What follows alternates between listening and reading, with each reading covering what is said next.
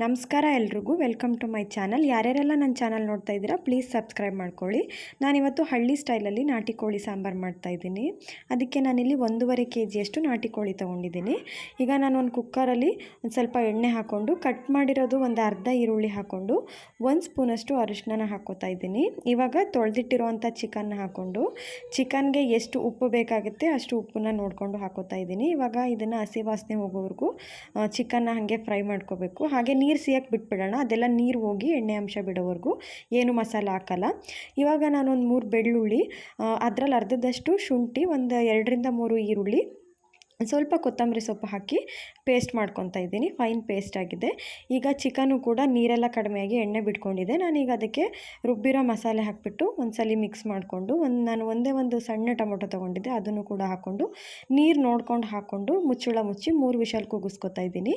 ಇವಾಗ ತೆಂಗಿನಕಾಯಿ, ಗಸಗಸೆ, ಚಕ್ಕೆ, ಲವಂಗ ಮತ್ತು ಏಲಕ್ಕಿ, ಸ್ವಲ್ಪ ಕಡಲೆ ನಾನು ತೊಗೊಂಡಿದ್ನಲ್ಲ ಅಷ್ಟನ್ನು ಹಾಕಿ ಫೈನ್ ಪೇಸ್ಟ್ ಮಾಡ್ಕೋಬೇಕು. ತರಕಾರಿ ಇರಬಾರ್ದು ಇದು. ಇವಾಗ ಚಿಕನ್ ಬೆಂದಿದೆ.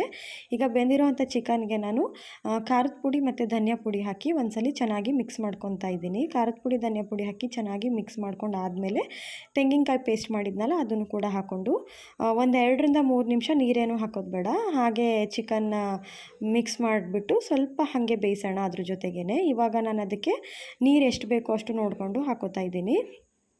ನೀರು ಸ್ವಲ್ಪ ತಿಕ್ಕಾಗಿದ್ದರೆ ಚೆನ್ನಾಗಿರುತ್ತೆ ನಾಟಿ ಕೋಳಿ ಸಾರು. ಅದಕ್ಕೆ ನಾನೀಗ ಉಪ್ಪು ರುಚಿಗೆ ಎಷ್ಟು ಬೇಕಷ್ಟು ನೋಡ್ಕೊಂಡು ಹಾಕ್ಕೊಂಡು ಫೈನಲಾಗಿ ಸ್ವಲ್ಪ ಕೊತ್ತಂಬರಿ ಸೊಪ್ಪು ಹಾಕ್ಕೊಂಡು ಚೆನ್ನಾಗಿ ಕುದಿಸ್ತಾ ಇದ್ದೀನಿ. ಇವಾಗ ಚೆನ್ನಾಗಿ ಕುದ್ದಿದೆ, ರೆಡಿಯಾಗಿದೆ ನಾಟಿ ಕೋಳಿ ಸಾಂಬಾರು.